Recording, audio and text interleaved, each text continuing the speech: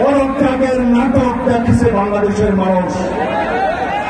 আমরা সুস্পষ্ট জাতীয় সংসদ নির্বাচনের জন্য অতি অবশ্যই ডিসেম্বরের মধ্যে একটি রুটম্যাপ চেয়েছি। আমরা গণতান্ত্রিক অধিকারের জন্য যদি কথা বলি, সেটা যদি আমাদের অপরাধ হয়, সেই অপরাধ আমরা বারংবার করতে পারব। জারি করার জন্য আমরা রক্ত দিয়ে সংগ্রাম করেছি, আদালতের রায়ের সুষ্ঠু বাস্তবায়ন করার জন্য। আমরা দেখতে পাচ্ছি আজকে আইনের শাসন হুমকির মুখে লেগে আমরা দেখতে পাচ্ছি আদালতের রায় কার্যকর করা হয় না। সেই পরিস্থিতিতে আমরা আহ্বান জানাবো, আমরা যেন সকলে ঐক্যবদ্ধ থাকি, গণতন্ত্রের পক্ষে সকল শক্তির মধ্যে দৃঢ় ইস্পাত দৃঢ় আমরা সংকল্প তৈরি করি, ঐক্য তৈরি করি, বাংলাদেশের সামনে যাতে কোনোদিন আবার নব্য স্বৈরাচারের উৎপাদন না হয়, ফ্যাসিবাদের উৎপত্তি না হয়।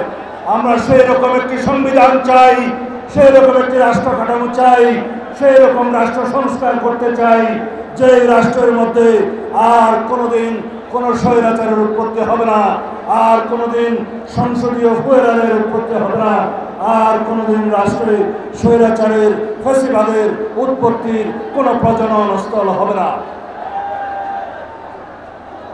এই দেশে আমরা জানি 200 বছরের ব্রিটিশ শাসনের সময় ইস্ট ইন্ডিয়া কোম্পানি যে লুটপাট করেছিল, তার চাইতেও বহুগুণ লুটপাট করেছে আওয়ামী ফ্যাসিবাদী শক্তি। তারা বিগত 15-16 বছরে প্রতি বছর 2 লক্ষ কোটি টাকা করে মোট প্রায় 30 লক্ষ কোটি টাকা এদেশের জনগণের সম্পদ বিদেশে পাচার করেছে। তারা 4 লক্ষ কোটি টাকা ব্যাংকের খেলাপি ঋণ রেখে গিয়েছে, দেশের মানুষের টাকা লুটপাট তছরূপ করেছে। মেগা প্রকল্পের নামে 2,80,000 কোটি টাকা মেগা দুর্নীতি করেছে এই ফ্যাসিস্ট হাসিনা। তারা বাংলাদেশে যেই রকম রাজনৈতিক বিবেচনায় ব্যাংকিং খাতে লোন দিয়েছে, ঋণ দিয়েছে, সেই ঋণ দিয়ে 24টা পদ্মা সেতু করা যেত, এই কথা আমি বলছি না।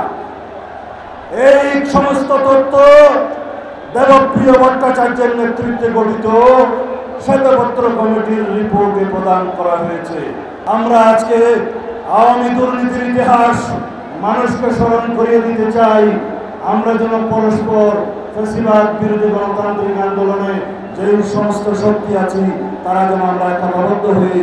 আমাদের একমাত্র শত্রু, রাজনীতির শত্রু, এই দেশের গণশত্রু শেখ হাসিনা এবং আওয়ামী লীগকে প্রতিহত পরিচিত করে, এইটাই আমাদের শপথ হোক। আর আওয়ামী লীগের ইতিহাস যদি বলতে চাই, আপনাদেরকে স্মরণ করিয়ে দেওয়ার জন্য, আওয়ামী লীগের জন্মলগ্ন থেকে আজ পর্যন্ত আওয়ামী লীগ কোনোদিন গণতন্ত্র বুঝেনি। গণতন্ত্র তারা বিলুপ্ত করেছে, স্বৈরতন্ত্রের তারা প্রতিষ্ঠা করেছে, তারা বাংলাদেশের হত্যা যজ্ঞের রাজনীতি করেছে, কখনো রক্ষী বাহিনীর মাধ্যমে, কখন রাষ্ট্রীয় সন্ত্রাসের মাধ্যমে, কখনো ছাত্রলীগ যুবলীগের মাধ্যমে। আমরা যারা গণতন্ত্রের পক্ষে সংগ্রাম করেছি, আমরা যারা আমাদের দেশনায়ক তারেক রহমানের নেতৃত্বে দীর্ঘ 15-16 বছর বাংলাদেশের ফ্যাসিবাদ বিরোধী গণতান্ত্রিক সংগ্রাম করেছি, তারা আমরা আজকে কোনো দেশের নাকি এজেন্ট হয়ে গিয়েছি। এই সমস্ত বয়ান কারা করছে? যারা আমাদের বক্তব্য মনে করে এই দেশের গণতন্ত্রের পক্ষে কথা, যারা মনে করে আমরা এদেশের স্বাধীনতা সার্বভৌমত্ব রক্ষা করার পক্ষে কথা বলছি, তারা মনে করে তারা তার বিরুদ্ধে।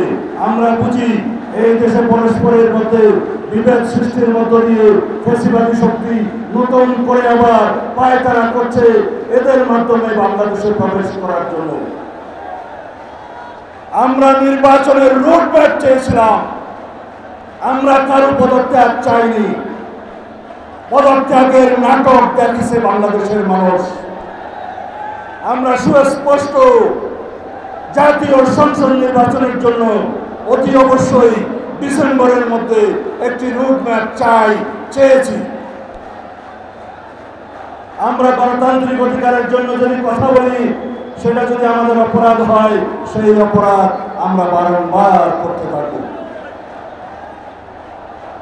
আমরা আশা করি এই সরকার আইনের শাসন প্রতিষ্ঠা করবে, আদালতের রায় কার্যকরের মধ্য দিয়ে ইশরাক হোসেনের শপথ পাঠ করাবে, এই সরকার নির্বাচনের জন্য রোডম্যাপ প্রদান করবে।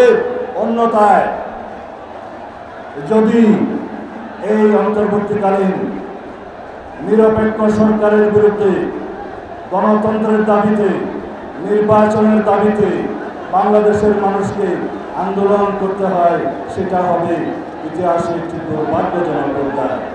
আমি আর বেশি বক্তব্য দেব না, সবাইকে আহ্বান জানাচ্ছি, আমরা গণতন্ত্রের পক্ষে ফ্যাসিবাদের বিরুদ্ধে যে জাতীয় ঐক্য গড়ে তুলেছি, সেই ঐক্যকে শক্তিতে পরিণত করি। আমরা আমাদের একমাত্র দাবি হোক সবার আগে বাংলাদেশ। আমরা এই তারুণ্যের শক্তি দিয়ে বাংলাদেশকে সেই জায়গায় নিয়ে যাব, শান্তি, প্রগতি, সমৃদ্ধি এবং একটি সমৃদ্ধশালী দেশ হিসেবে আমরা এগিয়ে নিয়ে যাব ইনশাআল্লাহ। আমাদের নেতা জনাব তারেক রহমানের নেতৃত্বে আগামী দিনের বাংলাদেশের গণতান্ত্রিক যাত্রায় আমাদের সকলের সম্মুখভাবে থাকবেন, এই প্রত্যাশা ব্যক্ত করে আমি বিদায় নিচ্ছি।